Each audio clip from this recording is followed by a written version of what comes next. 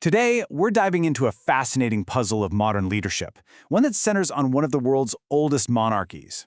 We're talking about an ancient throne that holds this really unique, subtle kind of power, a silent sovereignty. It sounds like a riddle, right? How can you influence an entire nation, be a global figurehead, and command just immense respect if you have no actual official power to make anyone do anything?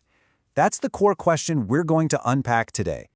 The Emperor of Japan doesn't command any troops. There are no legions just standing by, ready to enforce his will. And he doesn't write or pass legislation. He has absolutely no political authority to shape government policy. So, where does all this influence actually come from? Well, this brings us right to the central paradox of Japan's Emperor Naruhito. He sits on a throne, but he holds no sword. He's a sovereign, but with no political control. It's a really fascinating dynamic that kind of challenges how we normally think about authority. To really get it, you have to appreciate the sheer weight of history here. The chrysanthemum throne is the oldest continuous monarchy in the entire world, with a lineage that stretches back over 2,600 years. That kind of continuity, all by itself, creates a really unique form of authority. And that's exactly where we need to start looking for clues, the past. You see, the power of the modern emperor is deeply, deeply rooted in the historical role his ancestors played.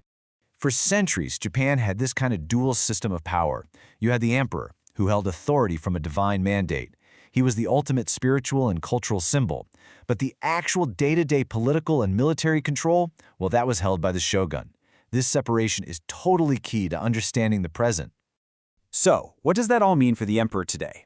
Well, after World War II, this dynamic was made official. The emperor's role became exclusively symbolic. He has influence, for sure, but zero political control. And this is the absolute crucial point, stated plainly right in Japan's modern constitution. He can't make laws, he can't veto bills, he can't command the government.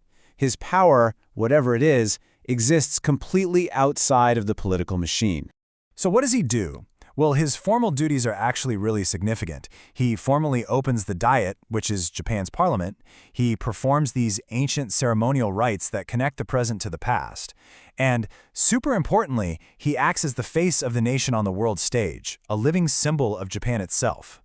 And here's where that symbolic role starts to have a tangible impact. The imperial family is a massive draw for tourism. The emperor's presence can smooth the way for international diplomacy. He's a unifying figure that strengthens national identity and commands this profound respect from the Japanese people. This is real-world influence. So we've got this powerful but not powerful figure whose influence is undeniable, but it's hard to measure. Turns out there's a name for this invisible force that the emperor wields so effectively. And here it is, soft power. It's not about forcing people to do what you want. It's about making them want what you want. It's the power of attraction. And this influence flows directly from a nation's culture, its history, and its values, all things the emperor perfectly embodies. This brings us to a really key distinction. You've got hard power, which commands through coercion, right? It uses tools like armies and laws. Then you have soft power, which influences through attraction, using tools like culture and respect. One is basically a demand, the other is more of an invitation. The emperor operates entirely in that second column. So what does this all mean? Well, it means we might need to broaden our definition of power. The case of the chrysanthemum throne shows us that the most enduring forms of authority aren't always the ones that make the most noise. Ultimately, this kind of cultural and historical influence can be even more potent than just day-to-day political maneuvering. It shapes the very identity of a nation on a much, much deeper level. And this just sums up the paradox perfectly. The crown's power isn't in what it can force, but in what it can attract. Respect, global attention, subtle influence, these are its currencies, and they are incredibly valuable.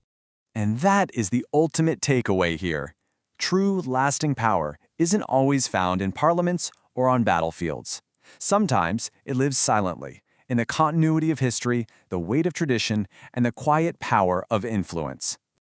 So I'll leave you with this question to think about. Now that you can recognize this kind of soft power, where else do you see it at work? In culture, in technology, in different institutions. This invisible force is shaping our world in ways we're only just beginning to fully understand.